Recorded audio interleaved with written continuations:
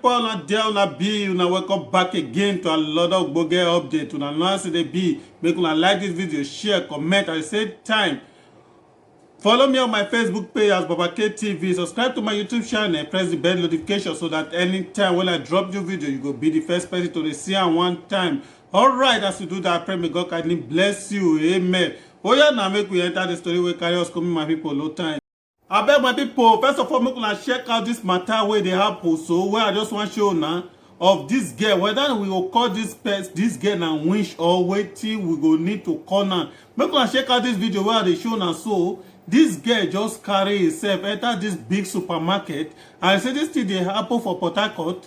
This thing where happen so where they show now. So it happen for Port Harcourt. This girl carry himself enter this supermarket, set fire for inside this supermarket. And at the end, all the goods, everything wey dey inside the supermarket, everything burned down. And thank God for the CCTV camera wey be say they set for the supermarket. Now if fit make the take know exactly how this thing take waka, because people thought they already they wonder say how come, how this fire take happen. But as I dey show that the video, so now so the thing just take happen. Wetin really happen wey make this girl go dey set fire put for this kind of supermarket, whether the supermarket the owner offend am or whether she dey work for the supermarket, that one na wetin we no come know. But for person to get this kind of mind do this kind of thing na very very bad thing. Make una drop una comment and una opinion below. Make una really tell me wetin una really reason concerning the act wey that girl really perform for there, whether na really something wey be say we really to say this girl na very big winch na dey ahead, or we will say na devil na dey use am. Alright, make we move better another story wey carry us coming my people. Una know say time no dey. Alright my people, make una check out this video wey be say I dey play for una. So I go play this video for una make una see the way the matter take go. According to the thing, they say this man wey una see say he just hook himself for this motor, so wey they drive they go, wey just dey risk his life they go. So now because of say this person wey use this motor still pick and they carry and they go, so this person park for this guy premises, and this guy, because of say the person won't come move the car now, this guy they say they must pay am money, they must pay money give am, because of say they park for a premises. I know say a lot of things like this they happen for Nigeria. A lot of guys they take out the hustle because of the situation where they the country. Any small thing now everybody they say as opportunity where be say they want to collect money. And according to the person where they drive this motor now, see they narrate say this guy even less their tire, they need to find opportunity to make sure say they really face this tire, to make sure say the thing it really come back to Loma. But yet this guy still hold the motor with force, say without they no give am money, they no pay am for the premises where be say they park put, say they no they go anywhere. Make I show the video more and see the way the matter take play my people. Make you tell me what you really reason for the matter. Oh yeah, verificate. This guy, I parked my car in front of Untitled on Taufik Lawal to attend my friend's event. This guy said I parked in his territory. He said move the car. I was like, I don't understand. This is a parking spot that is empty. He refused to move. He said, oh, you must move the car. So my partner got out of the car and had a conversation with him and moved the car. And I was like, this person seems a little crazy because he was threatening to damage my car. So I went to get the bouncer from this event, and this guy had deflated my tires. I spent the last hour, me and my partner, trying to get this guy to move from the front of our car so we could leave. He refused. So we started driving off, even though he had deflated my tire. And this guy is hanging onto the front of my car on, I don't even know what road this is. Look at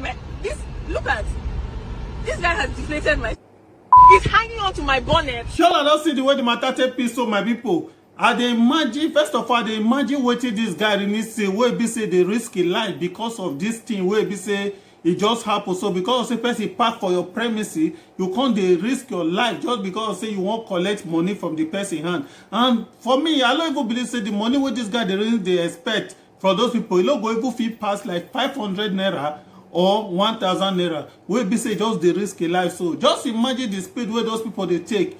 Anything just happen, you know, guy want to be where we say if he fall from that motor, those people no go still crush am with that same car. And this guy now, if he get family, you just risk your life. Maybe you just lose your life for this kind of thing now. How you go to explain You know dey even dey reason the pain wey your family go even feel, all because of any small thing. If for this country, as the way they call Nigeria, we no like to dey forgive ourselves for a lot of things. Every small thing we wan collect money for thing, we no dey even dey think of anything say make we do good for person or something. Just look the risk wey just dey take. So just because of small money, person park motor for your premises, now you wan risk your life put. What about if you lost your life through this process?